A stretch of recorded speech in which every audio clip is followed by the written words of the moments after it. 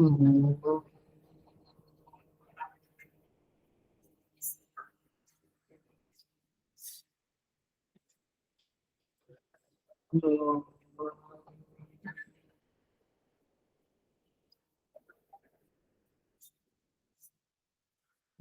सहना भवतु सहनौ भुनक्तु सह वीर्यं करवावहै तेजस्विनावधीतमस्तु मा विद्विषावहै। ॐ शान्ति शान्ति शान्तिः। समस्त जन कल्याणे निरतं करुणामयं नमामि चिन्मयं देवं सद्गुरुं ब्रह्मविद्वरम्।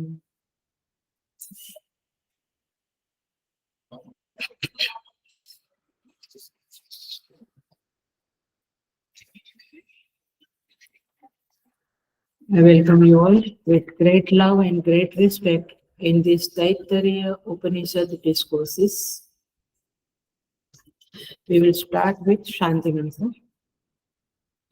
Om Shanno Mitra Shambharunaha Shanno Bhavatvaryama Shanna Indro Bruhaspatihi Shanno Vishnurukramaha Namo Brahmane Namaste Vayo त्वमेव प्रत्यक्षं ब्रह्मासि त्वामेव प्रत्यक्षं ब्रह्म वदिष्यामि ऋतं वदिष्यामि सत्यं वदिष्यामि तन्मामवतु तद्वक्तारमवतु अवतु माम् अवतु वक्तारम्।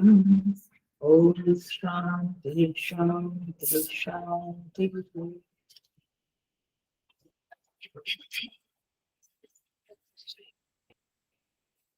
We'll chant second Anuvak. Dvitiya Anuvak. Page number 22. Shiksham Vyakhyasyaamaha Varnaswaraha Matra Balam Samasantanaha Ityuktah Shikshadhyayaha.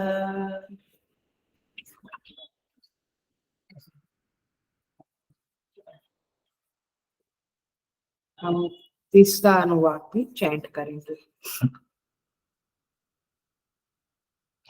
Page number 24 इन शंकर भाष्य गीता प्रेस बुक।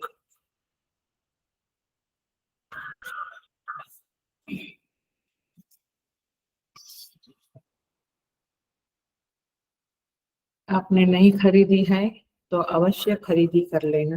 शंकर भाष्य गीता प्रेस तैत्तरीय उपनिषद। सह नौ यशः सह नौ ब्रह्मवर्चसम् अथात संहिताया उपनिषदं व्याख्यास्यामः। पंचस्वधिकरणेषु अधिलोकम् अधिज्योतिषम् अधिविद्यम् अधिप्रजम् अध्यात्मम् तामहासंहिता इत्याचक्षते। अथाधिलोकम् पृथिवी पूर्वरूपम् द्यौरुत्तररूपम् आकाशः सन्धिः वायुः सन्धानम् इत्यधिलोकम् अथाधिज्योतिषम् अग्निपूर्वरूपम् आदित्य उत्तररूपम् आपः सन्धिः वैद्युतः सन्धानम् इत्यधिज्योतिषम् अथाधिविद्यम् आचार्य पूर्वरूपम् अन्तेवाश्युत्तररूपम् विद्यासन्धिः प्रवचनगम् सन्धानम् इत्यधिविद्यम् अथाधिप्रजम् माता पूर्वरूपम् इतोत्तररूपम् प्रजासन्धिः प्रजननगम् सन्धानम् इत्यधिप्रजम् अथ अध्यात्मम् अधराहनु पूर्वरूपम् उत्तराहनु उत्तररूपम् वाक्सन्धिः जिह्वासन्धानम् इति अध्यात्मम् इति इमा महासगंहिताः य एवमेता महासगंहिता व्याख्याता वेद तन्दीयते प्रजया पशुभिः ब्रह्मवर्चसेन अन्नाद्येन सुवर्गेण लोकेन। कुछ समझ में नहीं आता।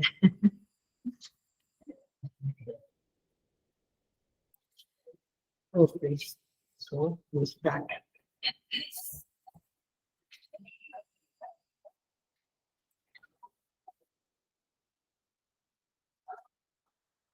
So यह तैत्तरीय उपनिषद है, वेद के ब्राह्मण भाग में प्राप्त होती है। वेद क्या है? मंत्र ब्राह्मणात्मको वेद। वेद का क्या स्वरूप है? इसमें मंत्र है और ब्राह्मण भाग है। ब्राह्मण भाग माने क्रियात्मक कर्म कांडात्मक भाग है और मंत्र भी है। तो ये उपनिषद ब्राह्मण भाग में प्राप्त होती है। तित्तर नाम के ऋषि इस उपनिषद का प्रवक्ता है। इसके नाम से तैत्तरीय उपनिषद ऐसा नाम पड़ा है। ये तित्तर ऋषि यास्काचार्य जी के शिष्य थे और यास्काचार्य जी वैशंपायन ऋषि के शिष्य थे। भागवती में आता है ना वैशंपायन। जब ही वंश में कोई ऐसी विशिष्ट व्यक्ति प्रकट होती है, उसके नाम से फिर वंश चल जाता है। जैसे इक्ष्वाकु वंश में रघु राजा बहुत ही प्रतापी राजा थे, तो रघुवंश शुरू हो गया।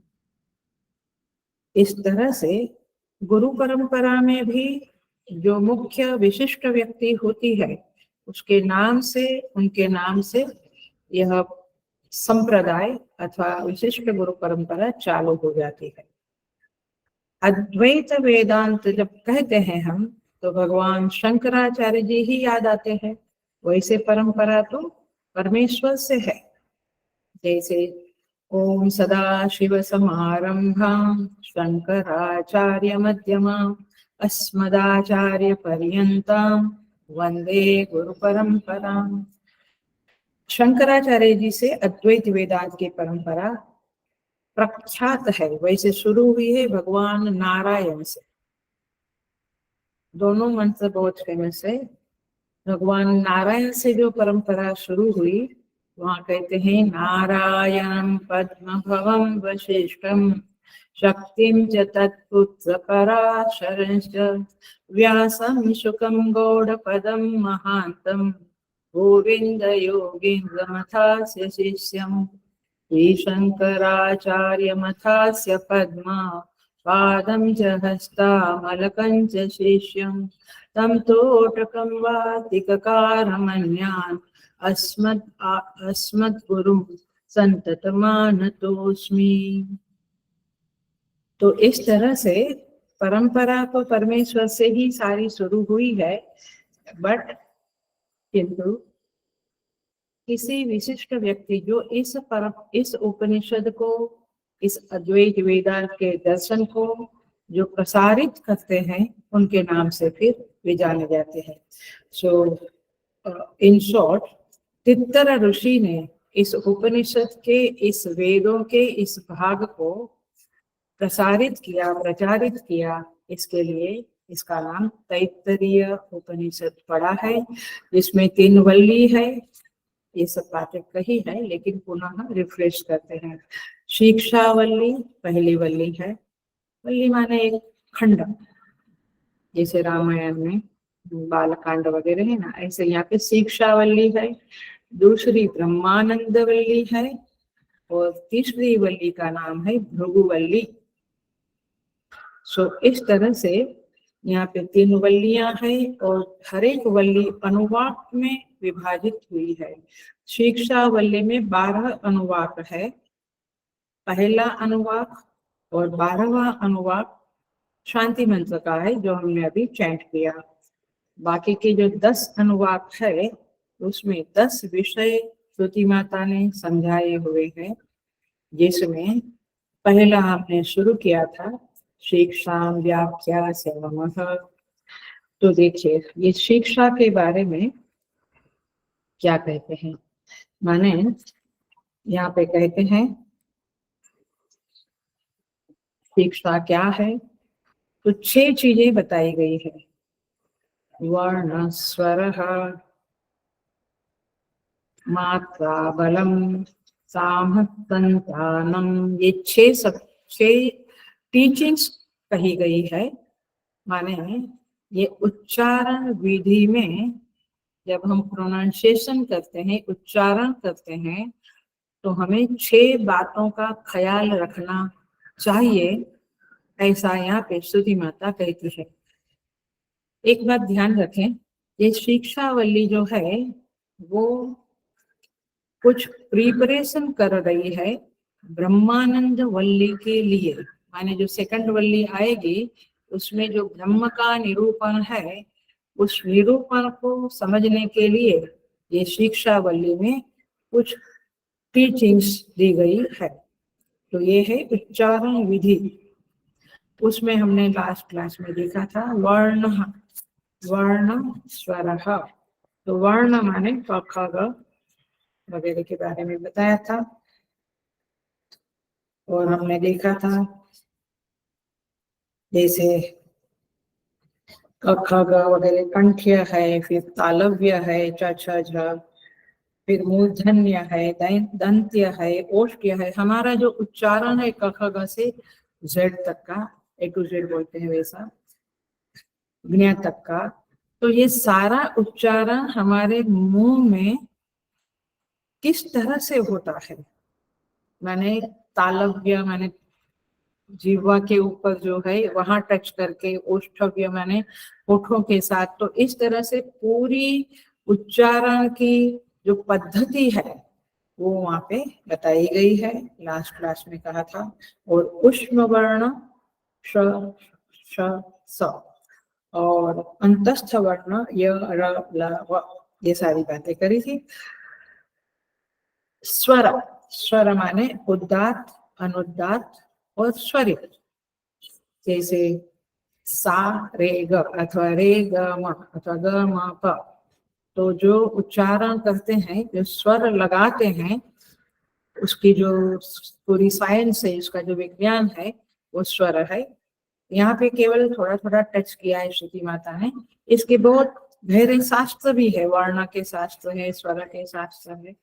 तो इस तरह से स्वर, मात्रा बलम, मात्रा राम और राम, जब माँ बोलते हैं तो डबल टाइम लगता है, 1 सेकंड म में लगती है, अ में लगती है, आ में 2 सेकंड लगती है, डबल टाइम पे बोलना चाहिए। कई लोग रामा को भी रामा ऐसे बोल देते हैं।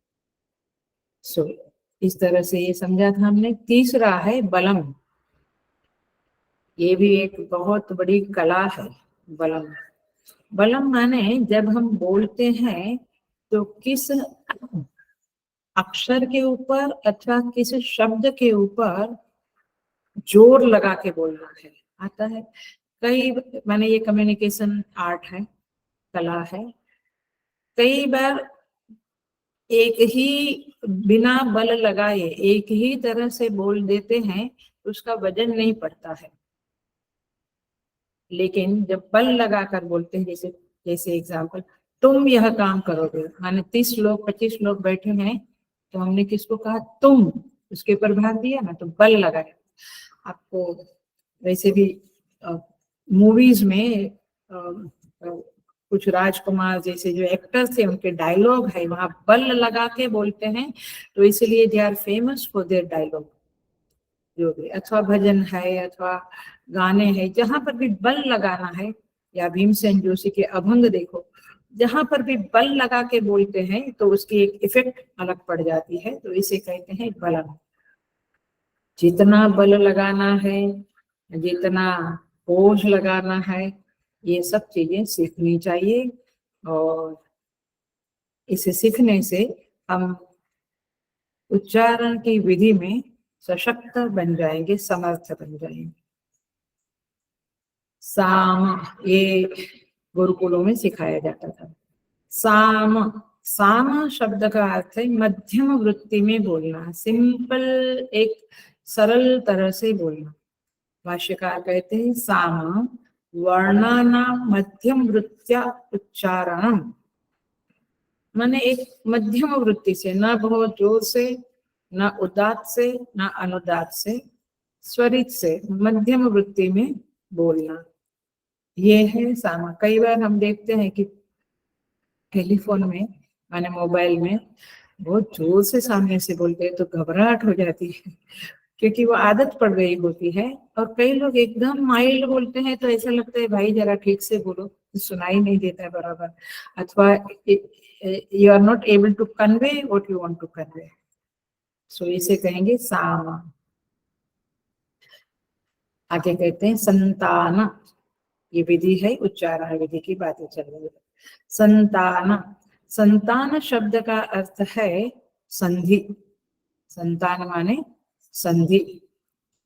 संस्कृत में उच्चारण में संधि सहित उच्चारण करना प्रशस्त माना गया है, श्रेष्ठ माना गया है। माने कोई संधि के साथ बोले तो बहुत ही उसको बखाना गया है, इसकी सराहना की गई।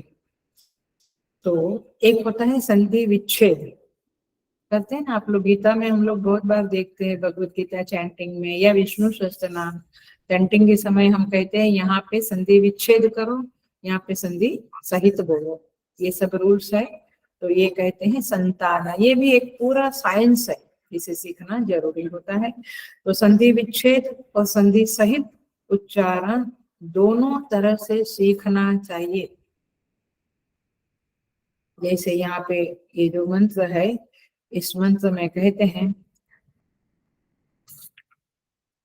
साम संतानः इत्युक्तः शिक्षाध्यायः, इत्युक्त माने इति उक्त, तो क्या क्या बन गया, इत्युक्त, य इत्युक्त। तो ये इत्युक्त है संधि के साथ है, इति उक्तः ये संधि विच्छेद करके बोला जाता है, विच्छेद माने अलग करते हैं। तो इस तरह से यहाँ पे 6 पॉइंट्स कहो या तो 6 बातों पे हमें ध्यान देना है, और इस तरह से शिक्षा अध्याय पूरा होता है। माने ये शिक्षा के बारे में बताया गया है। श्रुति का जोर क्या है, माने श्रुति यहाँ क्यों ये सब बातें बताती है, क्योंकि बहुत बार ये देखा गया है कि लोग केवल मीनिंग जानना चाहते हैं, करेक्ट। हमें पाठ नहीं, हमें कुछ पढ़ना नहीं, चैंट नहीं करना, हमें गीता का मीनिंग बताओ, समझ में आता है। तो मीनिंग बताने के साथ यदि आप उसके पाठ की विधि नहीं जानेंगे तो वो मीनिंग जो है वो अच्छी तरह से कन्वे नहीं होगा। देखो, इसीलिए श्रुति ये द्वितीय अनुवाक में कहती है कि उच्चारण विधि को जानो, क्योंकि अर्थ के प्रति आकर्षण होना ठीक है, अच्छी बात है, लेकिन पाठ की उपेक्षा करना माने उच्चारण के प्रति असावधानी रखना ये ठीक नहीं है, ऐसा श्रुति का कहना है। कई बार माने बहुत बार ऐसा देखते हैं कि उच्चारण में बहुत अशुद्धियां होती है, करेक्ट। हम लोग भी यहाँ पाठ करते हैं, तो इसीलिए माइक सबको नहीं दिया जाता है, माइक उन्हीं को दिया जाता है हमारे इधर मंदिर में जहाँ मैं बैठी हूँ, कि जिनको अच्छे से उच्चारण में पारंगतता है, ऐसे लोगों को माइक दिया जाता है। कई बार ऐसा होता है कि चलता है ना, हम तो भगवान की भक्ति करते हैं, ये बातें ठीक है, लेकिन उच्चारण में शुद्धि होना ये बहुत जरूरी बात है। देखिए, एक मजेदार बात है कि जब इंग्लिश बोलते हैं अथवा सीखते हैं तो कहते हैं I should be perfect, English मेरा अच्छे से होना चाहिए, परफेक्ट होना चाहिए। और कोई यदि शुद्ध हिंदी बोलते हैं हमारे स्वामी सुबोधानंद जी। तो बोलते हैं बाप रे, बहुत ही कठिन लगता है। मैंने शुद्ध हिंदी आपको कठिन लगता है और आपका आग्रह है कि हम शुद्ध इंग्लिश सीखे, वोटा क्या बोलेंगे, कम नसीबी। इसलिए हमें अपना संस्कृत और अपनी हिंदी भाषा या अपनी जो भी भाषा है वो अच्छी तरह से सीखनी चाहिए, क्योंकि भगवान भाष्यकार कहते हैं कि बहुत लोगों का मानना है अर्थ ज्ञान प्रधानत्वात्, मीनिंग बता दो वही प्रधान है, चैंटिंग ठीक है।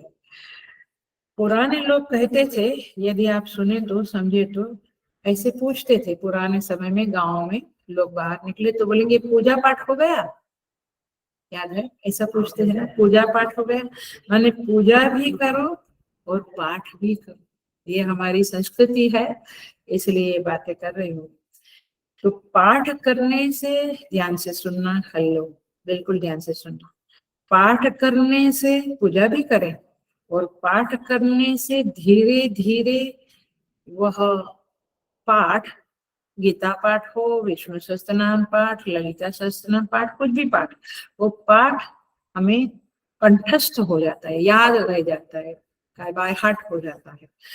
तो फिर जब वो बाय हार्ट हो जाता है तो फिर हम जब बोलते हैं तो हम उस पाठ का जो अर्थ है उसमें प्रवेश कर सकते हैं। मीनिंग मालूम है, पाठ बाय हार्ट है, तो हमारा मेडिटेशन बहुत अच्छा होता है, क्योंकि वो पाठ में जो शब्द आते हैं, सत्यम शिवम सुंदरम या अनंतम अद्वैतम, जो भी मंत्र है उसके जो शब्द है, तो मंत्र बाय हार्ट हो जाता है, जैसे मांडुक्य जो भी उपनिषद है। तो जब शब्द मंत्र बाय हार्ट होता है तो हम उसके द्वारा मेडिटेशन में प्रवेश करने की कोशिश करते हैं और हम सक्सेसफुल होते हैं। तो इसलिए पूजा भी जरूरी है, पाठ भी, और उच्चारण शुद्धि के साथ पाठ करना बहुत आवश्यक है। ये बात श्रुति माता यहाँ पे कहती है। बहुत लोग मेरे आसपास है, मैं सच कहती हूँ, कहते हैं कि अम्मा जी अभी हम वेदांत के स्टूडेंट है, अभी क्या विष्णु सहस्त्रनाम, अभी क्या शिव महिमा का पाठ किए करना, लेकिन करें पाठ और शुद्धि के साथ करें। तो इस तरह से यहाँ पे ये द्वितीय अनुवाक पूरा होता है। तीसरा अनुवाक जो हमने पढ़ा वह उपासना का अनुवाक है। द्वितीय अनुवाक, पहला अनुवाक क्या था, शांति, शांति मंत्र। दूसरा अनुवाक शिक्षा के बारे में, अब तीसरा अनुवाक उपासना के संदर्भ में है, याद रखिए। ये हमारी प्रिपरेशन हो रही, तैयारी हो रही है ब्रह्मानंद वल्ली में जो ब्रह्म विद्या आने वाली है, उसको ग्रहण करने योग्य अंतःकरण जिस तरह से बनता है उसकी विधि ये शिक्षावल्ली में बताई जा रही है। इन शॉर्ट कहे तो अंतःकरण को निर्मल, शुद्ध, सूक्ष्म बनाने की विधियां इस शिक्षावल्ली में है। तो तीसरे अनुवाक में प्रवेश करते हैं, वह है उपासना के बारे में। तो विषय उपासना है। बहुत बार पिछले श्वेता सत्र में तो बहुत बार आया, ईशा में, सब जगह पे, प्रश्नोपनिषद में भी उपासना के बारे में आया।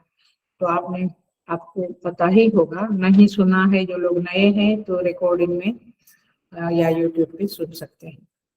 तो उपासना का ज्यादा नहीं बात करेंगे क्योंकि पता है, बट एक याद करा दे, उपासना माने निकृष्ट में उत्कृष्ट की भावना को उपासना कहते हैं।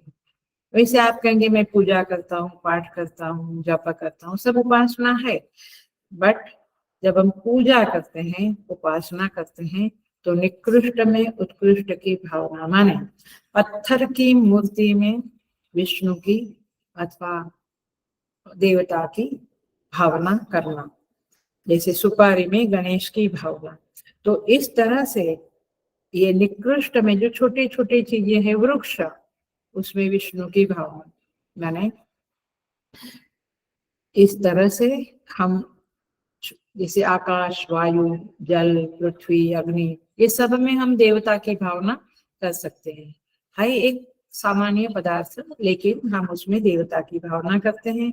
क्यों करना है ये, अथवा पिछले प्रश्नोपनिषद में बहुत बार बोला है, या श्वेताश्वतर में ज्यादा बार बोला है, तज्जप तदर्थ भावना। ये सब उपासना है, उसका जप करो, उसकी भावना करो, माने उसका स्मरण करो, उसका रूप का दर्शन करो, ये सब उपासना है। क्यों करनी है ये उपासना? क्योंकि रात दिन जो हम कर्म करते हैं उसमें राग द्वेष मिला हुआ होता है। Am I right? कहीं ना कहीं कुछ राग के कारण कर्म होता है, कुछ द्वेष के कारण कर्म होता है, लेकिन थोड़ा थोड़ा राग और द्वेष रहता ही है, उलझने समस्याएं रहती ही है। तो जो चित्त है वो थोड़ा मलिन हो जाता है। आप यदि ये भाषा समझे तो बहुत अच्छा है, और यदि हम पक्के साधक है तो हम रोज देखें कि आज मेरा अंतःकरण शुद्ध हुआ कि बिगड़ा। पूरे दिन में कितना मैंने नेगेटिव सोचा, कितना मैंने अच्छा सोचा। तो इस तरह से जो राग द्वेष है उससे बाहर आने के लिए, राग द्वेष को क्षीण करने के लिए उपासनाएं होती है। ये सिंपल अर्थ में मैं बता रही हूँ, माने अंतःकरण में जो मलिनता है उसे क्लीन करने के लिए, साफ करने के लिए, शुद्ध करने के लिए उपासनाओं का बड़ा रोल है जीवन में, और इसीलिए ये उपासनाएं होती है। और उपासनाएं आजकल जो है कलयुग में हम कैसे करते हैं, मंदिर में जाते हैं या तो पूजा वगैरह करते हैं, लेकिन पहले के समय में, माने पूर्व काल में, वैदिक सतवैदिक काल में ये इस तरह से मूर्ति पूजाएं नहीं थी। आया था ना? और कहीं तो मूर्ति पूजाएं भी नहीं है। हम कहते हैं कि जन सेवा ही प्रभु सेवा, वो एक अर्थ में ठीक है, बट लोगों की सेवा करते करते तो बहुत राग द्वेष उत्पन्न होते हैं, ये हम जानते हैं। कोई प्रोजेक्ट होता है तो उसमें भी होता है राग द्वेष, और अड़ोसी पड़ोसी के साथ, फ्रेंड्स, रिलेशनशिप, सब जगह पे राग द्वेष का पूरा पसारा फैला हुआ है। तो इसीलिए ये अभी का समय अलग है, लेकिन पूर्व काल में, वैदिक काल में जो उपासनाएं होती थी वो प्रकृति के तत्वों को लेकर होती थी।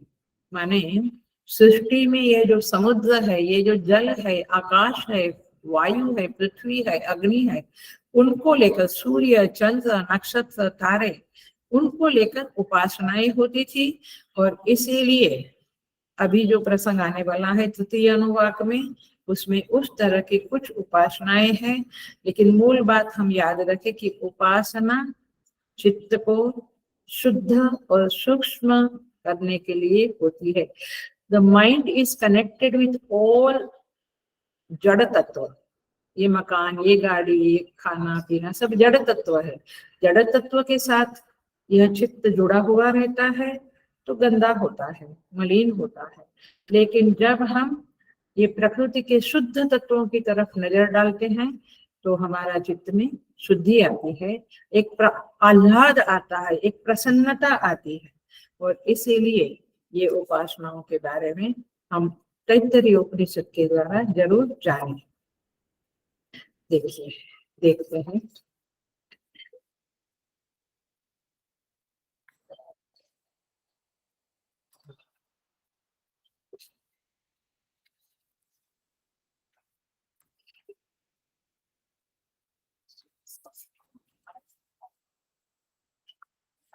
तीसरा अनुवाक शुरू करते हैं।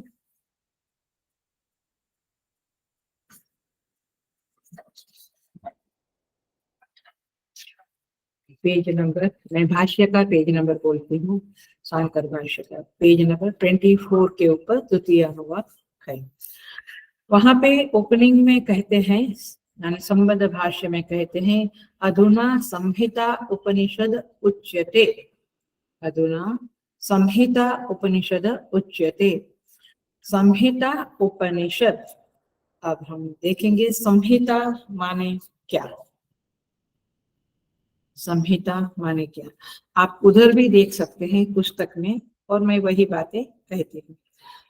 वहां पे कहते हैं संहिता माने, शब्द का जो अर्थ है, संहिता शब्द का अर्थ है वो संधि है। संहिता माने संधि, आप इतना समझ। संहिता माने संधि। दो वर्ण जो होता है अथवा दो शब्द होता है, उनकी जो संधि होती है, संधि माने जुड़ना, समीप हो जाना।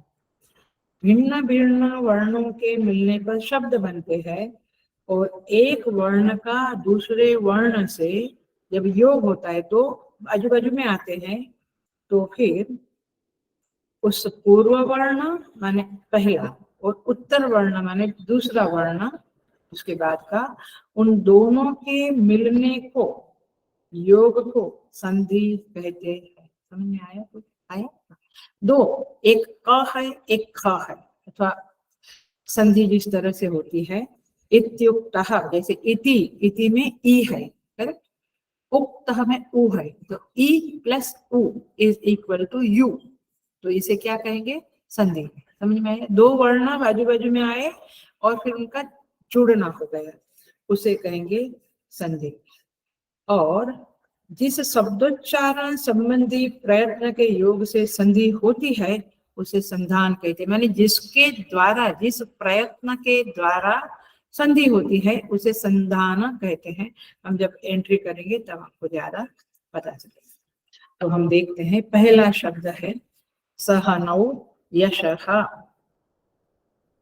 सह नौ यश, विद्यार्थी ये कहते हैं, जो स्टूडेंट है गुरुकुल में बैठा हुआ, ये मंत्र पढ़ रहा है। सह नौ यशः, ये कहता है हम दोनों को यश प्राप्त हो गए, माने गुरु को और मुझे, हम लोगों को माने शिष्यों को यश प्राप्त हुए। देखो, शुरुआत के पहले ही वे क्या मांगते हैं कि हम कुछ अच्छा करने जा रहे हैं, हम शास्त्र पढ़ने जा रहे हैं, हमें यश प्राप्त हुए। क्या मतलब हुआ? हम अच्छी तरह से पढ़े, आया? हम अच्छे से पढ़े कि हमें यश प्राप्त हुए, तो ये तैयारी है सारी। तो कैसे यश प्राप्त होगा, कैसे आप अध्ययन करेंगे? तो कहते हैं, आचार्य लोग कहते हैं, विद्यार्थी अपने अंतःकरण को तैयार करना चाहता है। He wants to be focused, he wants to understand what Guruji says. गुरु जो कहते हैं उसे पूरी तरह से अपने हृदय में धारण कर लेना चाहता है। इसी का मतलब है सहनौ यशः। क्योंकि जब विद्यार्थी इस तरह से स्टडी करेगा, प्रवचन सुनेगा, अध्ययन करेगा, तब तो उसको यश प्राप्त होगा। तो विद्यार्थी ये नहीं बोलता है कि हम फोकस में, हमारा फोकस रहे, हम कंसंट्रेशन रखे, सीधा। समझ में आता है कितने होशियार है ये लोग। सहनौ यशः, तो हम अंतःकरण को तैयार करें और ब्रह्म विद्या को धारण करें। ब्रह्म विद्या अपना प्रभाव हमारे अंतःकरण में दिखा सके। ब्रह्म विद्या तो दिखाती है, अंतःकरण की मलिनता उस प्रभाव को छिपा देती है अथवा नलीफाई कर देती है। तो इसलिए विद्यार्थी यहाँ पे अपेक्षा रखता है, कामना करता है कि हमें यश मिले, अर्थात हम इतना अच्छी तरह से ये विद्या को ग्रहण करें कि हमारा यश का विस्तार हो, हमें जानने वाले लोगों का विस्तार हो। हम क्या कहते हैं, अरे छोड़ो ना, जाने दो ना, क्या फर्क पड़ता है, कोई हमें जाने की नहीं, ये एक अच्छी महत्वाकांक्षा है, पॉजिटिव महत्वाकांक्षा है, एम्बिशन है कि मेरे जानने वालों का विस्तार होवे, अधिक लोग मुझे जाने। क्यों? क्योंकि इसके पीछे जो तमन्ना है, जो इच्छा है, वो ये है कि मैं अंतःकरण शुद्ध करूं, मेरा अंतःकरण शुद्ध होवे और मैं बिल्कुल समाधान से गुरुजी के वचनों को, उपदेश को सुनूं, और इस तरह से मैं एक अच्छा इंसान बनूं, एक सज्जन बनूं, शास्त्रों में कहे हुए आदेशों को, उपदेशों को ग्रहण करूं और समाज में सम्मानित होकर जीऊं। आप सिखाते हैं अपने बच्चों को इस तरह की बातें, पैसा कमाओ तो तुम्हें सम्मान मिलेगा, लेकिन यहाँ क्या है, शास्त्रों की बातों को, चलो ब्रह्म विद्या दूर की बात है, बट शास्त्रों की बातों को मैं अच्छे से समझूं, उपदेशों को, आदेशों को उसके मुताबिक जीवन जीऊं और मुझे यश की प्राप्ति होवे, मैं सम्मानित महसूस करूं, मेरा अपमान न होवे, मैंने मैं ऐसा व्यवहार करूं, ऐसे विचार करूं, विचारधारा में रहूं, ऐसी भावनाएं करूं कि मैं अपमानित न हो, मेरे अस्तित्व का आदर बना रहे। यहाँ पे क्या बोलते हैं आजकल, I don't care for society, I don't care for relatives. So मेरी उपस्थिति जो है वो वांछित होवे, लोग मुझे चाहे, लोगों को मेरी आवश्यकता महसूस होवे। देखो ये बहुत उदात्त भावना है, और यही शास्त्र को पचाने के बाद ये चीजें आती है। शिष्य शास्त्र को केवल सुनता नहीं है, वो आत्मसात भी करना चाहता है। और इसीलिए हमारी जो एक भावना है कि लोकेशना से दूर रहो, वो एक सेंस में है, एक अर्थ में है, लेकिन यहाँ वेद का विद्यार्थी, वेदांत का विद्यार्थी यश मांगता है। वो कहता है, वो समझता है कि यदि बार बार मेरा अपमान होगा, मैं अपनी अस्तित्व को, अपने व्यक्तित्व को सुंदर नहीं बनाऊंगा, शास्त्रों के मुताबिक नहीं बनाऊंगा, तो मेरा अपमान होगा, और फिर I will be dying inside, मैं अंदर अपमानित महसूस करूंगा और लो फील करूंगा।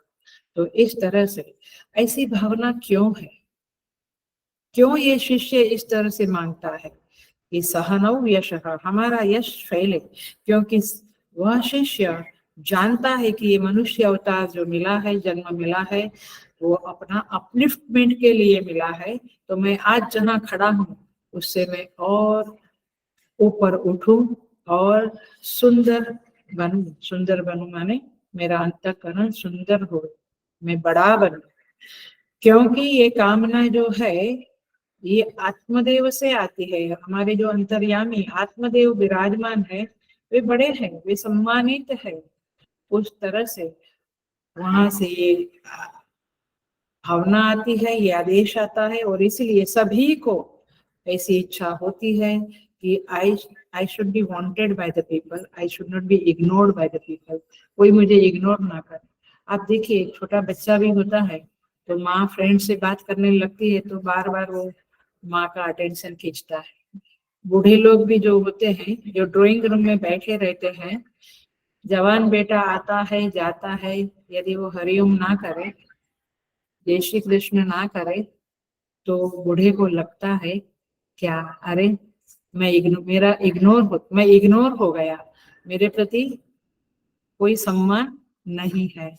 और इसलिए हमारी जो ट्रेडिशंस है, आप समझो ये उपनिषदों में एक एक छोटा वाक्य है, बट कितना कुछ कह जाता है, इसके ऊपर बहुत कुछ बोल सकते हैं और बहुत कुछ सोच सकते हैं। हम तो आगे बढ़ेंगे अभी, लेकिन आप देखिए कि एवरीबडी वांट्स कि I should be respected by others, I should be needed by others, मुझे लोग चाहे, वे मुझे याद करे कुछ सेवा के लिए या कुछ काम के लिए, ऐसी तमन्ना चाहे कभी कोई बोलता नहीं है बट अंदर रहती है।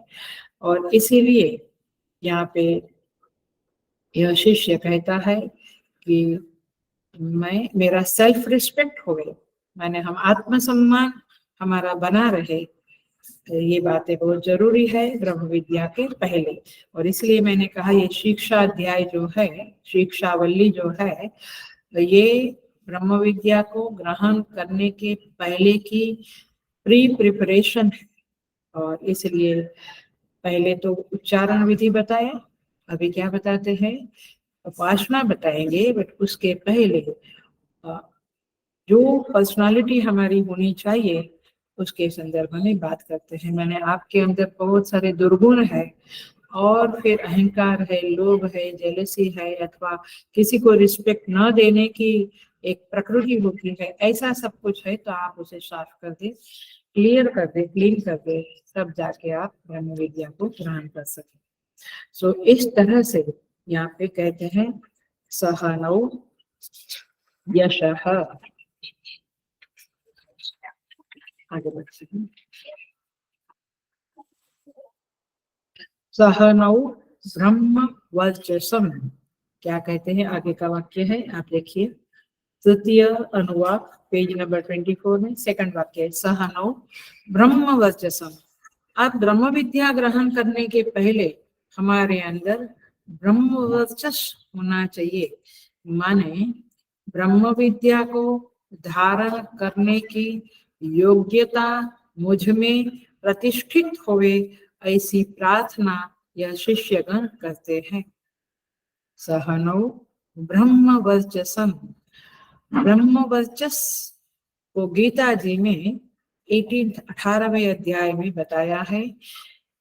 ब्राह्मण का स्वाभाविक कर्म, ब्रह्म वर्चस्व माने ब्रह्म विद्या को ग्रहण करने की योग्यता मुझ में आवे, ऐसा शिष्य प्रार्थना करता है। तात्पर्य ये हुआ कि ये ब्रह्म विद्या बिना योग्यता के नहीं आती। हर विद्या आपके योग्यता के अनुसार आपके पास आती है। तो गीता के 18वें अध्याय में कहते हैं कि ब्राह्मण का जो स्वाभाविक कर्म है वह ब्रह्म वर्चस्व को देने वाला है। क्या है ब्राह्मण का स्वाभाविक कर्म? शमो दम तप शौचम शांति शांतिराजवमेव च ज्ञानम विज्ञानम आस्तिक्यम ब्रह्म कर्म स्वभावजम। ये 9 क्वालिटीज है जो आपको ब्रह्म वर्चस्व देती है। कितनी क्वालिटीज है? 9। एक भी हो, जरा टेस्ट करेंगे हम अपने आप को, रात को करना या पूरा वीक करना, क्योंकि जो क्लास आज होता है वो अगले गुरुवार को वापस होगा। तब तक आज के क्लास का थोड़ा मनन चिंतन होए। तो क्या कहते हैं? शम दम, आपको पता है शम माने मन का निग्रह, दम माने इंद्रिय निग्रह, तप शौच शांति, शांति माने शांति नहीं, शांति क्षमा की भावना, आजवम विनम्रता सरलता, ज्ञान विज्ञान आस्तिक्यम। ये सारी चीजें जब होती है, ये 9 क्वालिटीज जब हमारे अंदर आती है तो हमारे अंदर ब्रह्म वर्चस्व दिखता है। आप देखिए कभी कभी ये स्पिरिचुअल ऑर्गेनाइजेशंस है, उसमें ब्रह्मचारी लोग रहते हैं, उनके चेहरे पे एक अलग प्रकार का तेज होता है ना, आपने देखा है। सो ये है ब्रह्म वर्चस्व, क्योंकि उन्होंने पिछले जन्मों में इन क्वालिटीज को अपना, इवन गृहस्थ में भी होता है, ऐसा नहीं है, लेकिन इन क्वालिटीज को अपनाने की साधनाएं की होती है। तो इस तरह से ऐसे क्षत्रिय, जो क्षत्रिय लोग हैं उनका भी क्षात्र तेज होता है। गीता में कहते हैं शौर्यम तेजो धृतिर्दाक्ष्यम, शौर्यम तेजो धृतिर्दास्यम दाक्ष्यम क्षात्र कर्म स्वभावजम दानमीश्वर भावश्च युद्धे चाप्य पलायनम दानमीश्वर भावश्च क्षात्र कर्म स्वभावजम। माने दान करना, शासन करना, धैर्य, युद्ध में अपलायन, शौर्य, ये सब क्या है? क्षत्रियों का तेज है। तो तेज तो होता है, तो ब्रह्म वर्चस्व माने ब्राह्मणों का तेज। क्षात्र धर्म, इसे वैश्य भी है, ऋषि गो रक्षा वाणिज्यम वैश्य धर्म स्वभावजम। तो इस तरह से एक तेज, एक चेहरे के ऊपर एक शांति, एक ब्रह्म वर्चस्व होना जरूरी है। तो शिष्य कहता है, गुरुकुल का शिष्य कहता है, हे प्रभु, हे परमेश्वर, आप मुझे ब्रह्म वर्चस्व दीजिए, आप सबको ब्रह्म वर्चस्व दीजिए। माने ये सब जब समाधमा करेंगे तो ब्रह्म वर्चस्व आपके अंदर आएगा, मतलब अंतःकरण की निर्मलता आपके चेहरे पे प्रकट होगी, और उस तरह से आपकी एक तैयारी होगी, एक योग्यता होगी अंतःकरण की, जहां आप गुरु के आदेश को, शास्त्र के सुझावों को, शास्त्र की मान्यताओं को आत्मसात करने की योग्यता प्राप्त कर सकोगे। सो भाष्यकार कहते हैं, न तो चर्म दीप्ति, माने चमड़ी की दीप्ति नहीं, माने खाली स्किन में जो तेज है वो नहीं, ये अंतःकरण का तेज की आशा यह शिष्य करता है। तो इस तरह से यहाँ पे ये चीजें मांगते हैं। आस्तिक्यम, देखो बहुत सुंदर शब्द है, सारे शब्द तो नहीं समझा सकते, इतना समय नहीं होता है। ज्ञान विज्ञानम आस्तिक्यम ब्रह्म कर्म स्वभावजम। आस्तिक्यम ये बहुत बड़ी वैल्यू है, 9 वैल्यूज तो है ही ये। आस्तिक्यम माने अस्थि भाव, अस्थि भाव माने श्रद्धा। ये पूर्व पाप का परिणाम होता है कि नास्ति भाव रहता है बच्चों में। देखो, नास्तिकता और आस्तिकता हम ऐसे ही कहते हैं ना।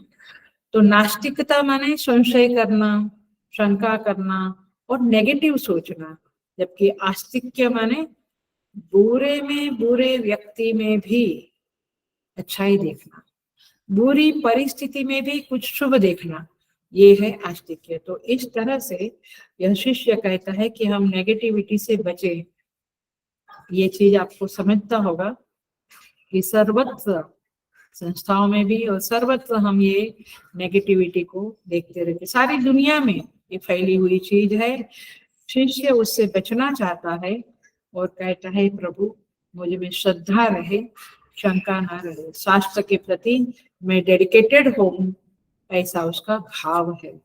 आखिर में ये प्रवचन क्यों है, ये उपनिषद गीता वगैरह हम क्यों पढ़ते हैं? हमारी श्रद्धा बढ़े, हमारे अंदर से नास्ति भाव, नास्तिकता दूर हो गई। क्योंकि श्रद्धा शीतल होती है, संशय उष्ण होता है। आया? सारा जो अष्टि भाव है वो सुंदर होता है और नास्ति भाव विकृत होता है।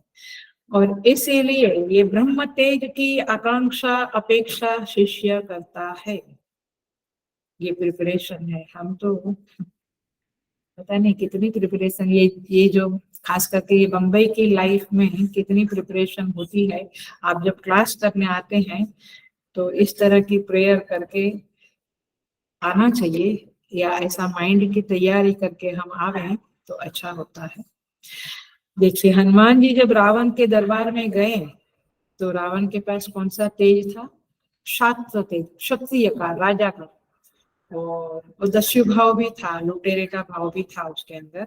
लेकिन हनुमान जी में ब्रह्म तेज था। तो इस तरह से ये और तभी जीत किसकी हुई? हनुमान जी की हुई। तो तात्पर्य ये है कि ब्रह्म तेज को, ब्रह्म वर्चस्व को हमें प्राप्त करना चाहिए बिफोर वी स्टडी द उपनिषद। तो इस तरह से यहाँ पे दो बातों की प्रार्थना की। अब उपासना का प्रकरण शुरू होता है। अब उपासना बताते हैं, कैसे कहते हैं? अथात संहिताया उपनिषदम व्याख्यास्यामः। अब हम उपनिषद संहिता संबंधिनी उपासना की व्याख्या बताएंगे, ऐसा ऋषि का प्रतिज्ञा है। पंचसु अधिकरणेषु, 5 अधिकरण के संदर्भ में ये उपासनाएं अब ऋषि बताने जा रहे हैं। 5 प्रकार के अधिकरण। अधिकरण माने बेस, फाउंडेशन, अथवा कहो अधिष्ठान। इस तरह से 5 अधिकरण में, स्थान भी कह सकते हैं, 5 स्थानों में हम व्याख्या करने जा रहे हैं, संहिता बताने जा रहे हैं। पंडित जन यहाँ पे कहते हैं, पंडित जन उसे महासंहिता कहकर पुकारते हैं। अब शुरू होती है पहली संहिता। देखो, एक संहिता समझ में आई, सारा कुछ आपको समझ में आ जाएगा। अधिलोकम, अधिज्योतिषम, अधिविद्यम, अधिप्रदम, अध्यात्म, ये 5 है। दिख रहा है? मालूम पड़ रहा है? फिर से बोलूं? देखिए, आप बिल्कुल मेरे साथ जाओ, सेकंड लाइन में है। अधिलोकम दिखा? अधिलोकम, अधिज्योतिषम, अधिविद्यम, अधिप्रजम, अध्यात्मम। कोमा कर दिया तो समझ में आ गई। तो इस तरह से ता महासंहिता इति आचक्षते, ये महासंहिता कहकर उसे पुकारा जाता है। तो ये 5 प्रकार की संहिता। संहिता माने उपासना, संधि, संहिता माने संधि, बट ये संधि के जरिए उपासना की विधि अब स्तुति माता बताने जा रही है। Please pay attention. हेलो, बिल्कुल ध्यान से सुनो। पहली संधि है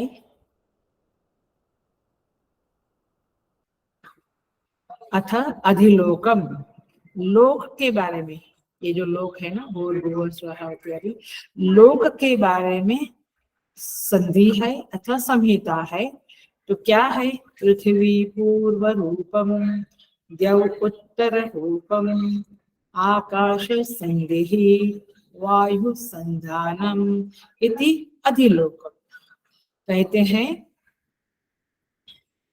जो पृथ्वी है वो प्रथम वर्ण है, और उसके बाद का जो है उत्तर है, वह उत्तर माने बाद का, फॉलोइंग, वो अंतिम वर्ण क्या है? द्युलोक है। और आकाश संधि ही, आकाश संधि है। और वायु संधानम, संधानम माने उनका परस्पर संबंध कराने वाला है, जिससे संधि उत्पन्न होती है। मैं और समझाती हूँ थोड़ा सा। तो अधिलोक उपासक को संहिता में इस प्रकार दृष्टि करनी चाहिए। मैं और समझाती हूँ थोड़ा।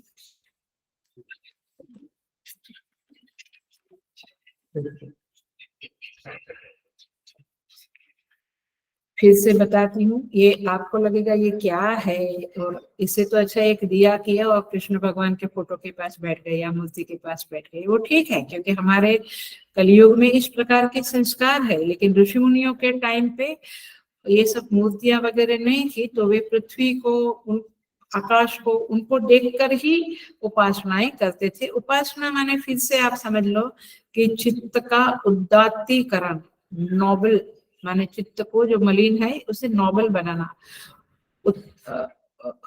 उदात्त बनाना, चित्त में सात्विक भाव को लाना, चित्त में एक व्यापकता का आविर्भाव करना। मैं फिर से बोलती हूँ, ये बहुत ही इम्पोर्टेंट शब्द है, चित्त में व्यापकता का आविर्भाव करना। क्यों? क्योंकि चित्त सदैव, मोस्ट ऑफ द टाइम, केवल निजी जो जगत है, एक घर, पत्नी, बच्चे, छोटा सा जो जगत है उन और छोटी छोटी समस्याएं हैं, उसी में घिरा रहता है। जब आकाश को देखेंगे तो व्यापक है। तो चित्त वृत्ति क्या हो गई? ये छोटा छोटा जो स्वार्थ का जो एक कुंडाला है, एक कुंडल है, उस कुंडल से आप बाहर निकलते, एक सर्कल है, एक परिधि है, उससे आप बाहर निकलते। इसलिए, और इसलिए आप जब हिमालय को देखते हो, समुद्र क्यों चले जाते हैं लोग? समुद्र दर्शन करते हैं। चौपाटी में जाते थे हम छोटे थे तभी, बम्बई में। क्यों समुद्र दर्शन करना है? ये छोटी छोटी जो चित्त में चीजें भरी हुई है, विचार, भावनाएं, राग, द्वेष, ये सब भरा हुआ है, वो थोड़ा सा, उससे हम थोड़े बाहर निकले, वृत्ति थोड़ी व्यापक बने। और इसीलिए इसी भगवान को अर्जुन कहते हैं 6ठे अध्याय में, अभी अभी देखा हमने गीता की क्लास में, चंचलम ही मन कृष्ण प्रमाथि बलवत् दृढ़म् तस्याहं निग्रहं मन्ये वायोरेव सुदुष्करम्। तो ये मन चंचल है, छोटी छोटी चीजों में फंसा हुआ है। हम सबको अनुभव है कि कोई चीज जब कुछ हर्ट हुआ, कुछ होता है, तो चित्त बार बार उधर ही जाता है।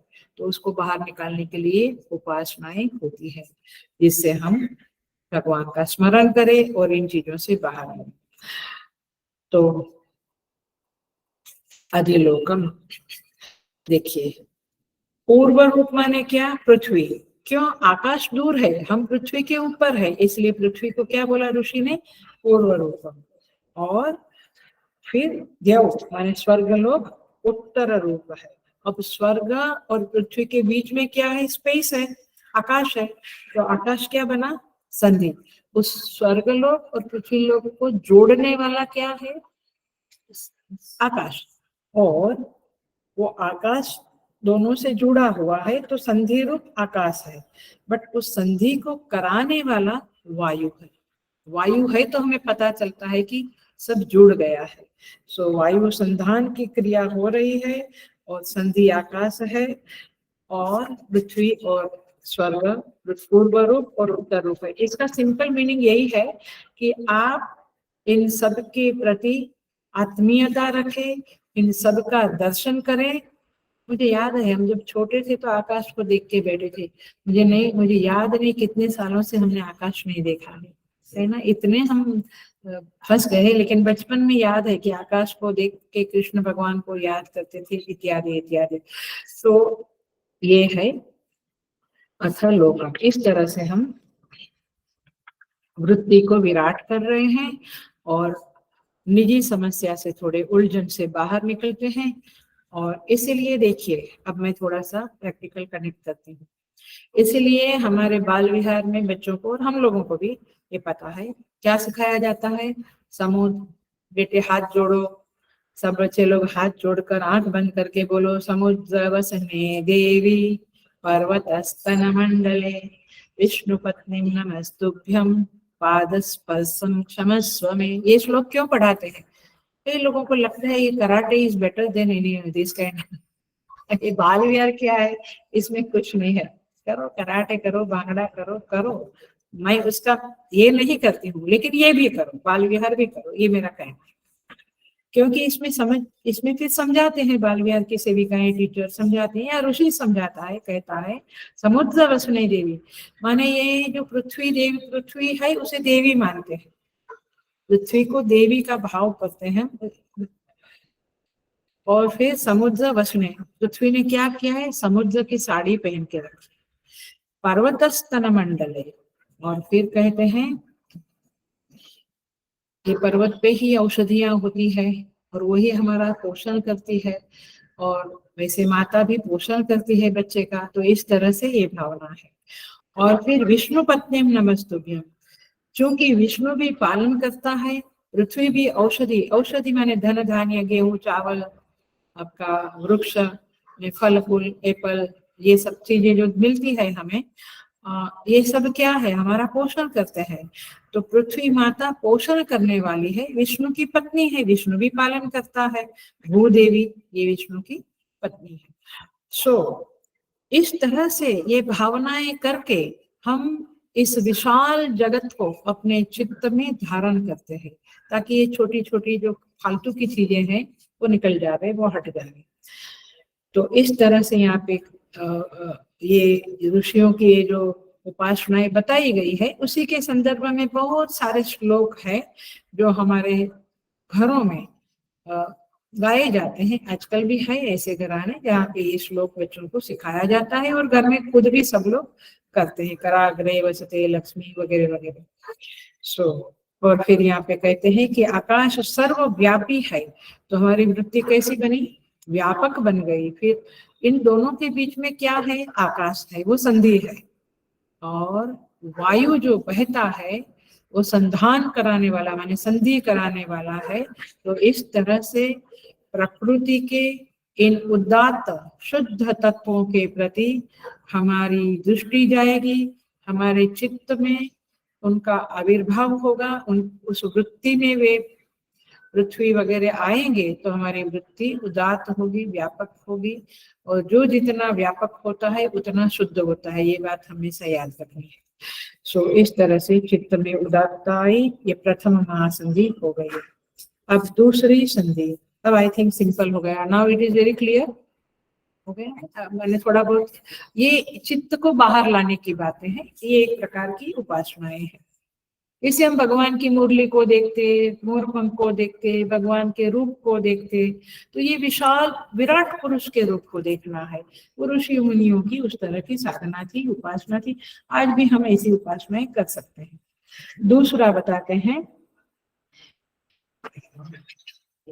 इति अधिलोकम अथ अधिज्योतिषम। अभी अधिज्योतिष नाम की जो उपासना है वो कहते हैं अग्नि पूर्व रूपम आदित्य उत्तर रूपम आपः संधिः वैद्युत संधानम इति अधिज्योतिषम।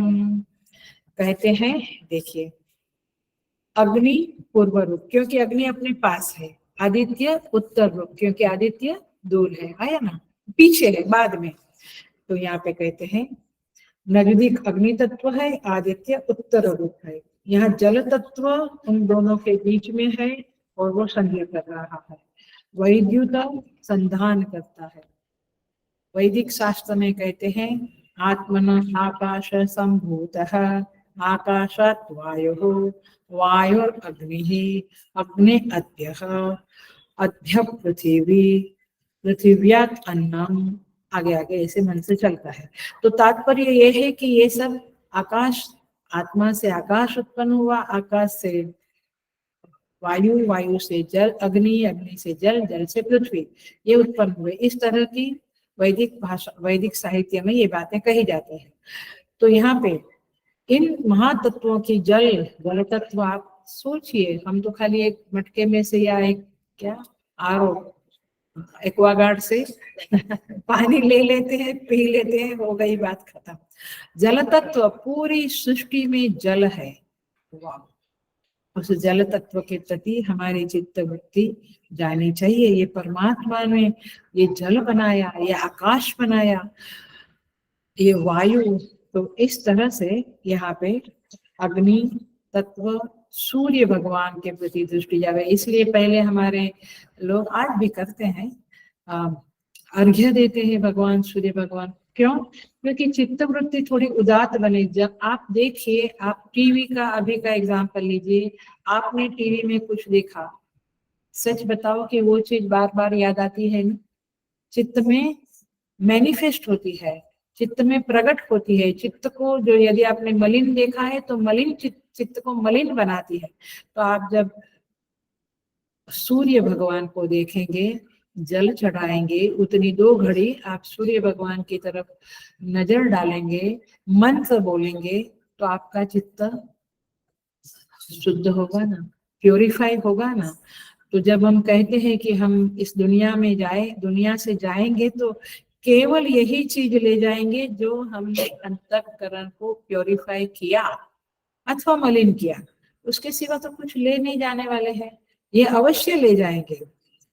ये चित्त का जो उदात्तीकरण किया, प्योरिफिकेशन किया, निर्मल बनाया, तो वो ले जाएंगे। ओढ़ के कैसे आऊं तेरी मैली चादर, ओढ़ के कैसे आऊं तेरे द्वार, ये संत लोग कहते हैं। इसलिए ये उपासनाएं करनी चाहिए और इन पृथ्वी, इन कुदरत के, इस प्रकृति के तत्वों के प्रति कुछ समय समर्पित करना चाहिए। ये उपासना है। इसे उपासना सिंपल है, उप आसन, परमात्मा के पास बैठना। तो परमात्मा के पास बैठना माने परमात्मा के ये जो तत्व है, जो उनकी सृष्टि है, जो उन्होंने बनाई है, उसमें जो सात्विक चीजें हैं, उसके समीप, उसके सन्निधि में रहना, उनके प्रति, उनको देखना, उनको सुनना, संत महात्माओं को सुनना, देव दर्शन करना, प्रकृति को दर्शन करना, चित्त में उन तत्वों को लाना। क्योंकि वेरी वेरी वेरी प्रैक्टिकल है कि जब हम कुछ अलग चीजों को देखते हैं तो वो चित्त में स्फुरित होती रहती है। तो we have to see all this तत्व। तो यहाँ पे सूर्य है, सूर्य देव है, अग्नि तत्व है, और जल है, जो जीवन है लोगों का। जल तत्वों के बारे में सोचिए, अभी बहुत सारा इसके डिटेल में जाने का उतना ये नहीं लगता है, नहीं तो तैतरी उपनिषद 2-3 साल ले जाए। बट जल तत्व, उससे जीवन है, जल तत्व नहीं तो जीवन नहीं। तो आप सोचिए कि ये कितने, इनके प्रति हमारी कृतज्ञता कितनी होनी चाहिए, ग्रेटफुलनेस कितनी होनी चाहिए। कभी हम कोई मंत्र बोलकर कोई ग्रेटफुलनेस बताते नहीं है। थिंक, बिकॉज इट इज, ये हमें फ्री में मिला है करके हम उसकी कीमत नहीं जानते हैं। तो यहाँ पे ये दूसरी संहिता बताई। तीसरी उपासना है अथ अधिवेद्यम। अब विद्या की उपासना है। कैसे बोलते हैं? आचार्य पूर्व रूपम अंतेवाशुत्तर रूपम विद्या संदेहि प्रवचनगम संधानम इति अधिवेद्यम। कहते हैं ये विद्या जो है, जो अभी अभी हम ले रहे हैं, अथवा कहो कि गुरुकुलों में विद्या प्रदान की जाती थी, तो ये विद्या संधि का परिणाम है। क्या संधि है इसमें? प्रथम जरूरत किसकी है? आचार्य की। तो यहाँ पे क्या कहते हैं? आचार्य पूर्व रूपम, माने प्रथम आचार्य है, पूर्व रूप आचार्य है। आचार्य है तो विद्यार्थी वहां आते हैं। तो फिर उत्तर रूप क्या है? अंतेवासी उत्तर रूपम।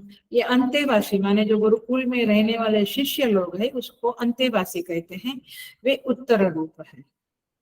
तो फिर ये दोनों जब मिलते हैं, पूर्व रूप आचार्य और अंतेवासी शिष्य, तब जाकर एक संधि होती है। क्या संधि होती है? विद्या। विद्या का मैनिफेस्टेशन होता है, माने विद्या आदान प्रदान की जाती है, गुरु के द्वारा विद्या दी जाती है। जैसे हमारे तपोवन जी महाराज उत्तर काशी में बैठे, पूरा जंगल, पहाड़, गंगा मैया, ऐसे स्थान में फिर गुरुदेव जैसे शिष्य जाते हैं, चिन्मयानंद जी महाराज जैसे, और फिर विद्या संधि शुरू होती है। और उस संधि को कराने वाला कौन है? प्रवचनगम संधानम। ये प्रवचन जो है वो गुरु और शिष्य के बीच में संधि को उत्पन्न करने वाला है। संधि माने जुड़ना, रिलेशनशिप, एक जुड़ जाना। आया? तो गुरु और शिष्य के बीच प्रवचन संधानम। संधानम माने संधि कराने वाला। तो प्रवचन क्या है? गुरु शिष्य के बीच संधि कराने वाला है, संधि कराने, जोड़ने वाला है। तो इस तरह से यहाँ पे विद्या संधि शुरू होती है। और यह भी एक बहुत पवित्र संहिता है, उपासना है, क्योंकि ये तो जो गुरुकुल में जाकर रहते हैं उन्हें पता लगेगा कि कितना पवित्र, कितना शांत वातावरण होता है। माने गुरुकुल बहुत बड़ी चीज है। अथवा कहो कि आश्रम जो आजकल भी है, काफी सारे आश्रम है जहाँ पे जाने से ही वाइब्रेशन मालूम पड़ते हैं, बिल्कुल चित्त वृत्ति प्रभु के प्रति झुक जाती है, प्रभु के स्मरण में चालू हो जाती है। सो इस तरह से ये तीसरी संधि हुई। चौथी संधि है अधिप्रजम। देखिए अब क्या कहते हैं? अथाधिप्रजम माता पूर्व रूपम पिता उत्तर रूपम प्रजा संधि प्रजननगम संधानम इति अधिप्रजम। कहते हैं जो जो बच्चे का जन्म होता है वो भी एक संधि है। हमारी जो शरीर उत्पत्ति हुई, यात्रा शुरू हुई, तो उसमें माता पूर्व रूप है। माता ही बच्चे को जवड़ जवड़ की है, माने नजदीक की है, उसको बच्चे को माता ही नजदीक की लगती है।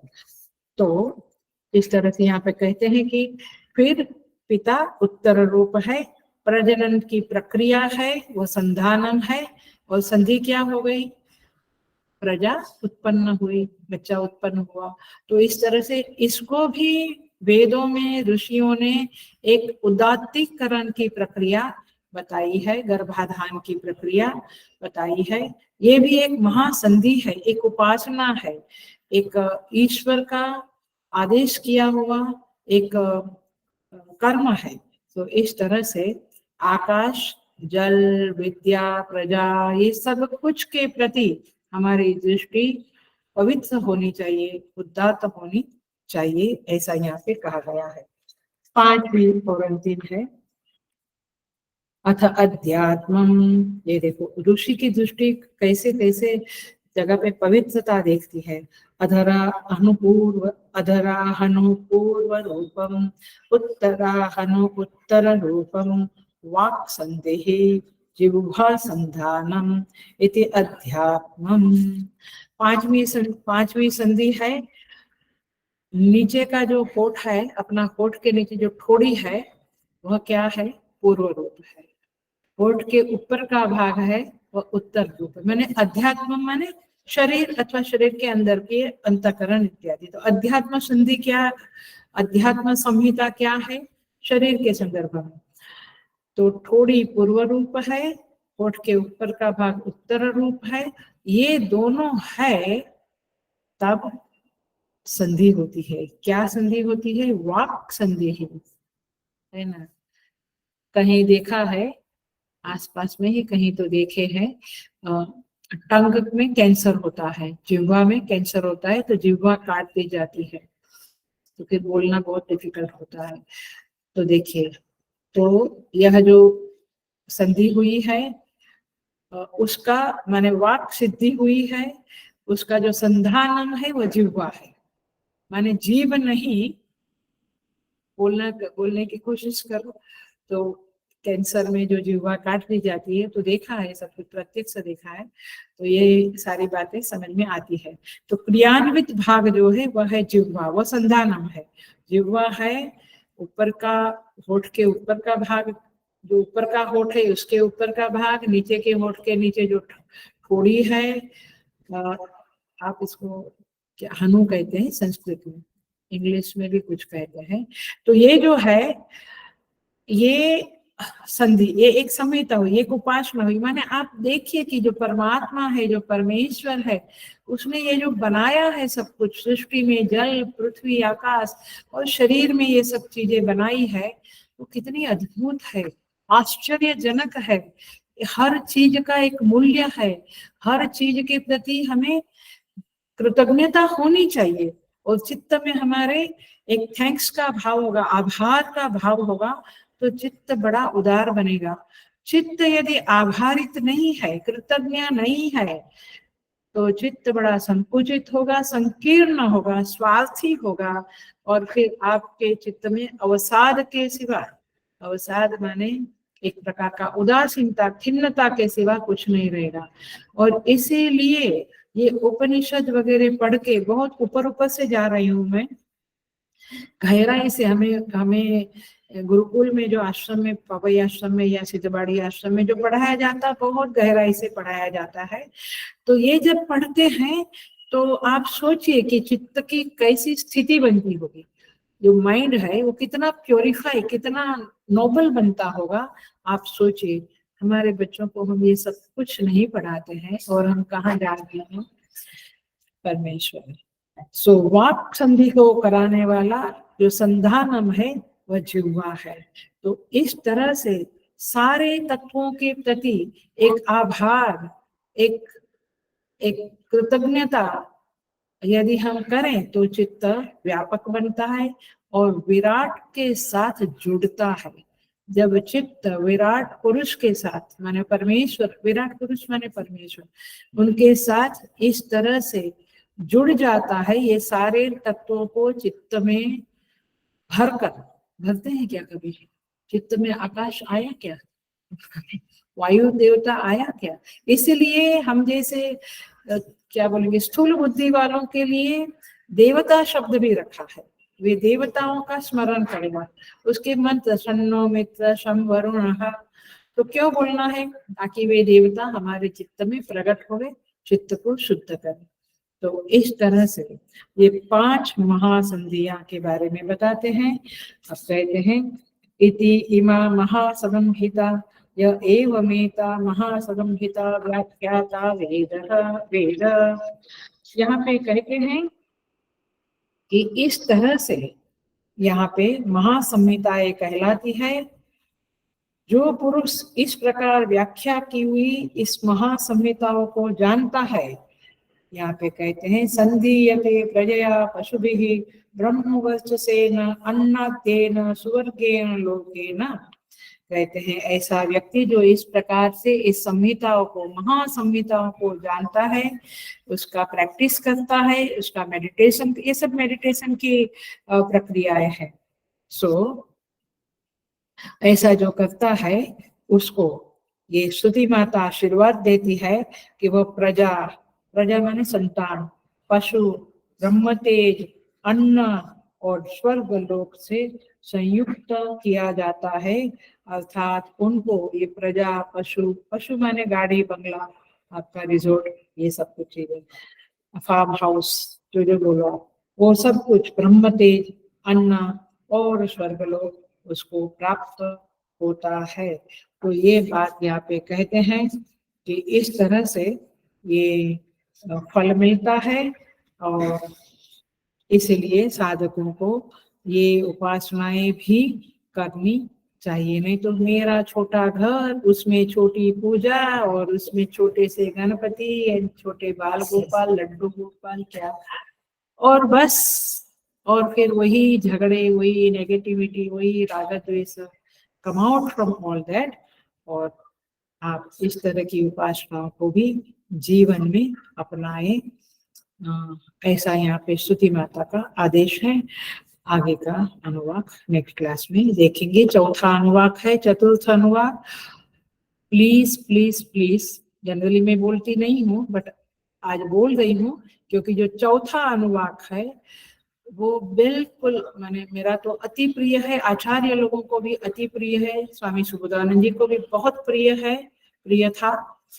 तो ये अनुवाक जो है उसमें जो कहा गया है वो जबरदस्त है, आप जरूर मिस ना करिएगा, ऐसी रिक्वेस्ट करती हूँ। और हम पूरा करते हैं।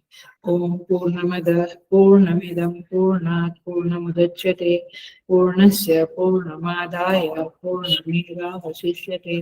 ओम शांति शांति शांति। हरि ओम। श्री गुरुभ्यो नमः। हरि ओम।